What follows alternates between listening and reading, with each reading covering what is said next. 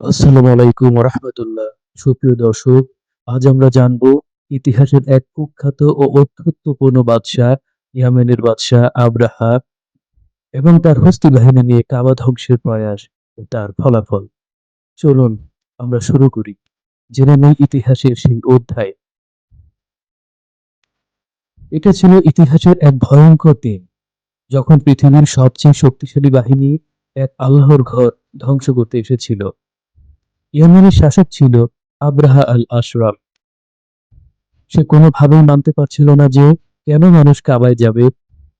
তিনি দেখলেন পবিত্র কাবাকে ঘিরে মক্কা একটি সমৃদ্ধ ও সম্মানিত নগরীতে পরিণত হয়েছে।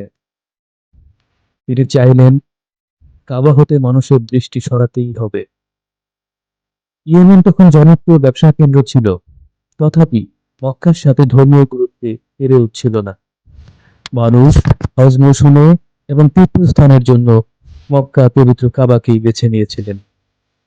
তাই তিনি ইয়েমেনে নির্মাণ করলেন এক বিশাল গির্জা, যার নাম আল কুলাইস। তার অহংকার ছিল আরবরা আর কাবায় যাবে না, তারা তার নির্মিত গির্জায় মাথা নোয়াবে। কিন্তু আরবরা কাবা ছেড়ে যায়নি, বরং এক ব্যক্তি সেই গির্জাকে অপবিত্র করেছিল ভয়ঙ্করভাবে। যেহেতু ওই ব্যক্তি আরবীয় বংশোদ্ভূত ছিল, তাই তিনি ক্রোধে অন্ধ হয়ে গেলেন এবং তিনি কাবাকে ধ্বংস করতে চাইলেন। সিদ্ধান্ত নিয়ে নিল সে কাবা ধ্বংস করবে। সালটা ছিল 570 থেকে 571 খ্রিস্টাব্দ। সৈন্য সংখ্যা ছিল 60,000। যেখানে উট ছিল 131টি, হাতি ছিল 13টি। তন্মধ্যে সবচেয়ে বৃহৎ একটি হাতি ছিল, যেটার পিঠে আবরাহা স্বয়ং উঠেছিলেন। হাতিটির নাম ছিল মাহমুদ। হাতি দিয়ে যুদ্ধ হওয়ায় বছরটিকে ইতিহাসে আমুল ফিল বা হস্তির বছর বলে পরিচিতি লাভ করে। মক্কার পথে এসে আব্রাহা মুহাম্মদ সাল্লাল্লাহু আলাইহি সাল্লামের দাদা আব্দুল মুত্তালিবের 200টি উট চুরি করে। আব্দুল মুত্তালিব ছিল কুরাইশদের নেতা ও কাবার দায়িত্বপ্রাপ্ত সর্দার। আব্রাহার বিশাল হস্তী বাহিনী মোকাবেলার ক্ষমতা মক্কাবাসীর তথা আব্দুল মুত্তালিবের তখন ছিল না। তাই আব্দুল মুত্তালিব কাবার মালিকের কাছে, অর্থাৎ কাবার রবের কাছে কাবা রক্ষার ফরিয়াদ করলেন। আর তিনি গেলেন আব্রাহার কাছে তার হারানো 200টি উটের জন্য। আব্রাহার কাছে যখনই আব্দুল মুত্তালিব তার উট ফেরত চাইলেন, আব্রাহা অবাক হয়ে বলল, তুমি কাবা রক্ষা করার কথা বাদ দিয়ে তুমি উট চাইতে এসেছো?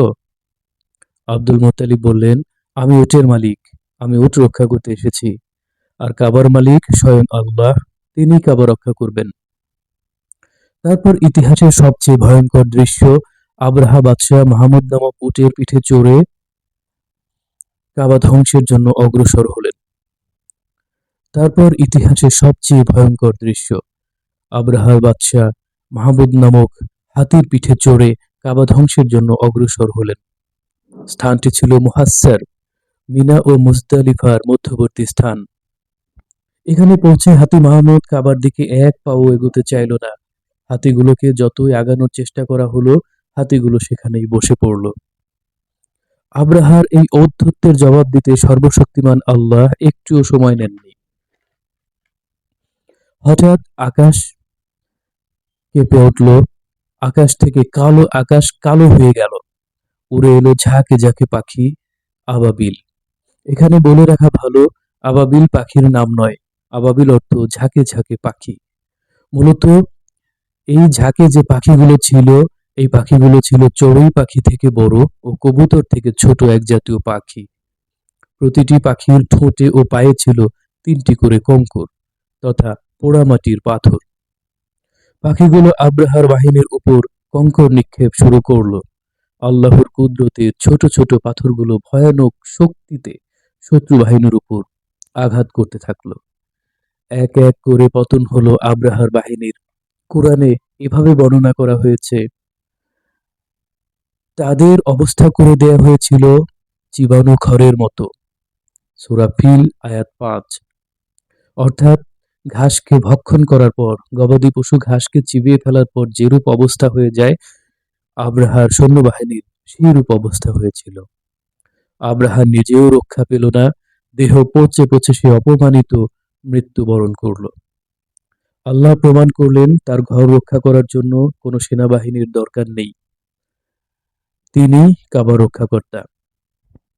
এই ঘটনাটা ঘটেছিল ঠিক সেই বছর যে বছর জন্ম নেন বিশ্ব মানবতার কল্যাণের দূত, আখেরি পয়গম্বর, শেষ নবী মুহাম্মদুর রাসূলুল্লাহ সাল্লাল্লাহু আলাইহি সাল্লাম।